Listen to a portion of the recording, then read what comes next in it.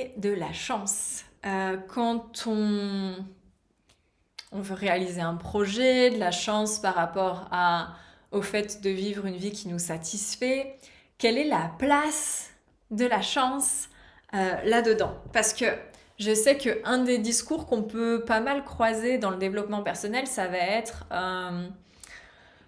euh, en fait que tu dois tout faire, que tu dois être dans cette énergie-là masculine de euh, que ça tombe pas du ciel de toute façon. Donc, à toi de mettre les choses en place de façon stratégique, ta ta ta ta.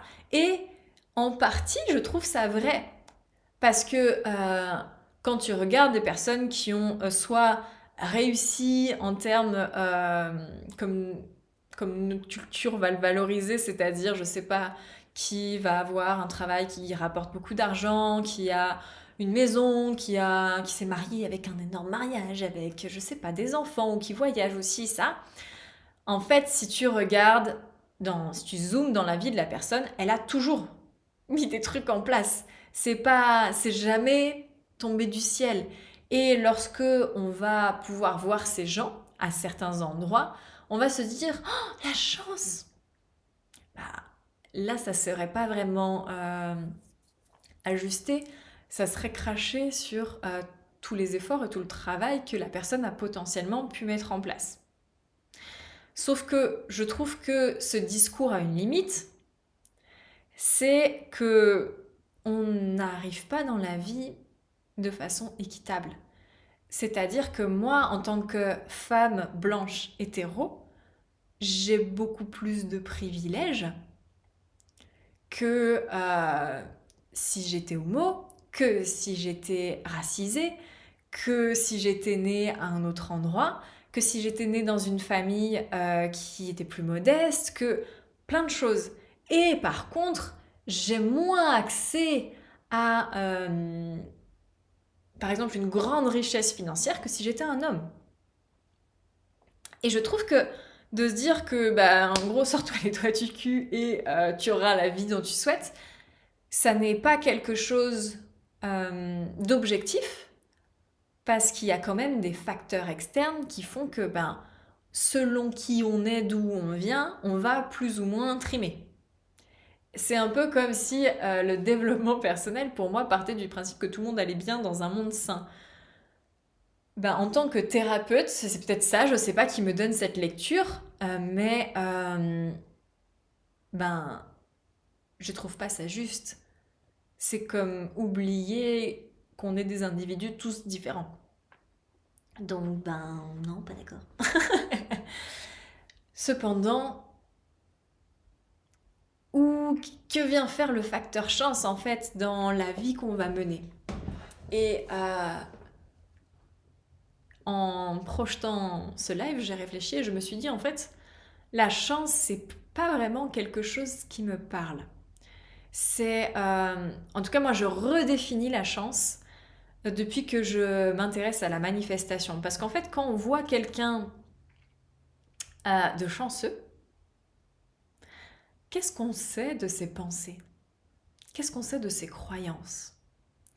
Et je me suis interrogée sur la chance et ça m'a fait repenser à lorsque j'étais plus jeune, un de mes compagnons avec qui j'ai été avec un chéri en Chine et on a travaillé là-bas une petite année.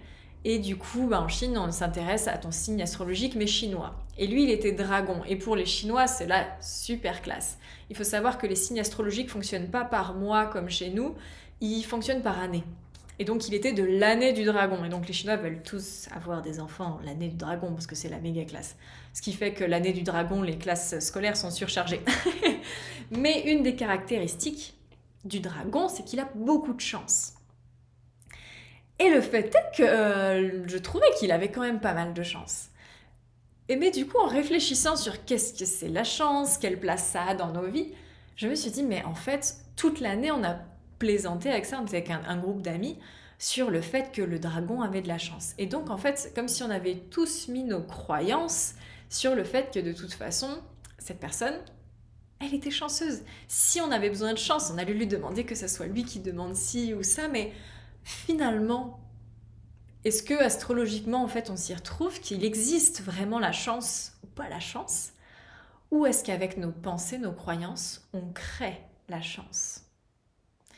Ben là, en relisant un peu mon vécu, je me suis dit, on l'a créé, clairement, on a créé un égrégore. Un égrégore, c'est une masse énergétique de pensées similaires. Il y a des égrégores de tout, il y a des égrégores de l'école, il y a des égrégores du service public, voilà, qui vont être plus ou moins puissants, plus ou moins gros, plus ou moins denses en fonction du nombre de personnes qui œuvrent à telle ou telle énergie.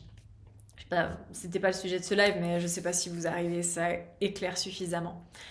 Et donc, pour moi, je me suis dit, mais en fait, je crois que la chance telle qu'on l'a définie, qui serait donc due au hasard, ce que l'on appelle hasard à cet endroit-là, c'est juste qu'on n'a pas su, comment dire, trouver l'origine en fait de cette chance. Et je me demande, j'ai l'intuition que la chance en fait se trouve dans nos pensées, dans nos croyances. Ce qui m'amène du coup au sujet de ce live qui est quand on veut vivre une vie qui nous plaît, épanouissante, quelle est la place de la chance? Ma réponse personnelle à moi, qui n'engage que moi, qui ne résonne, je ne pense pas que avec mon vécu, mais qui résonne avec mon vécu. Je n'ai pas de certitude sur cette chose aussi impalpable, c'est vraiment une intuition. C'est un amalgame, un agglomérat de nos croyances et de nos pensées. Donc, ce qui est chouette, parce que la chance, c'est un peu comme si c'est hors de nos mains, en fait. Et je pense qu'en fait, quand on se dit c'est nos pensées, n'hésitez pas à réagir et à me dire votre avis aussi, comme ça confrontera un peu mon point de vue. Ça fait qu'en fait, si j'oriente ma manifestation, du coup, mes pensées, mes croyances dans une certaine direction, dans les lois énergétiques de manifestation, je vais obtenir ce que je vibre, ce que je veux. Si je le fais d'une façon qui est alignée, c'est tout un process. Mais si je réponds à ce process, celui qu'on fait dans Vivre éveillé, celui que j'enseigne régulièrement, on obtient ce qu'on a désiré, ce qu'on a demandé. Et donc on pourrait dire qu'on a de la chance. Est-ce que vous me suivez? Et donc je suis en train de me dire, la chance n'existe pas pour moi telle qu'on nous l'a décrit. Et pour obtenir ce qu'on souhaite, pour moi, il y a une part de focus de notre magnétisme, de nos pensées, de travail sur nos croyances, dans une direction. Et il y a également des actions concrètes à mettre en place, c'est-à-dire, là, je rejoins le côté un peu coaching à l'américaine, qui va dire, mets telle et telle chose en place, tu vas obtenir tel résultat, ça ne va pas tomber du ciel. Oui, on est sur Terre, on est dans la matière, il y a des choses à faire pour que certaines choses arrivent. Donc un mélange d'énergie du coup féminine et masculine, d'être dans l'action et d'être dans le magnétisme. Pour moi, c'est ça qui nous mène à l'endroit qu'on a envie d'aller. Et il y a une part de mystère. Et pour moi, là où, encore une fois, je ne mettrais pas le mot chance, je mettrais plutôt le mot Dieu ou univers, ou voilà le mot qui te correspond le mieux. C'est-à-dire qu'il y a une part d'inconnu. Et elle va se jouer à la fois quand on travaille sur nos croyances, sur nos pensées, ça se joue aussi dans l'inconscient. On ne peut pas conscientiser toute notre pensée, je crois que genre 98% de nos pensées sont inconscientes, donc en faisant le travail, on devient de plus en plus conscient, mais il y a des angles morts, on ne voit pas tout. Donc si tu es plutôt cartésien, tu vas te dire l'inconscient, sinon tu peux te dire Dieu ou tu peux te dire l'univers, il y a une part d'inconnu, peut-être que tu peux appeler celle-là chance. Pour moi, c'est pas un truc qui viendrait vraiment du hasard. C'est plus une espèce d'énergie, d'amour, parce qu'en fait, tu ne sais pas quel est le meilleur timing pour toi. Notre cerveau, j'arrête pas de le dire, il est trop petit. On est trop stupide, je suis désolée, mais on se croit On se prend pour Dieu, on croit qu'on sait tout, qu'on peut tout prévoir, mais ça c'est de l'ego, mais on ignore tellement de choses. Donc, à cet endroit-là, moi je dis sans remettre à Dieu, mais vous avez compris tout ce que ça peut vouloir dire de sous-jacent, il y a des choses qui m'échappent. Mais mes croyances, mes pensées, c'est que cette énergie qui s'occupe de traiter ma demande, mes données, elle est pleine d'amour pour moi. Elle sait quel est le meilleur timing. Elle sait par où je dois passer pour vraiment pouvoir récolter ce que j'ai demandé. Elle m'y amène, je fais confiance. Et voilà. Je trouve que la chance, pour moi, c'est un peu comme passer de mode. C'est, c'est qu'on était encore plus ignorant du process. Voilà la place que personnellement je laisse à la chance dans ma vie. Et on peut retourner ça aussi et de se dire, je trouve que cette personne, elle a de la chance. Et bien quand tu zoomes, quand tu poses des questions, je pense que tu vas, comme moi, trouver des actions qu'elle a mis en place, des pensées qui allaient dans le sens que c'était possible. Et les deux ont fait que elle a eu cette chance-là.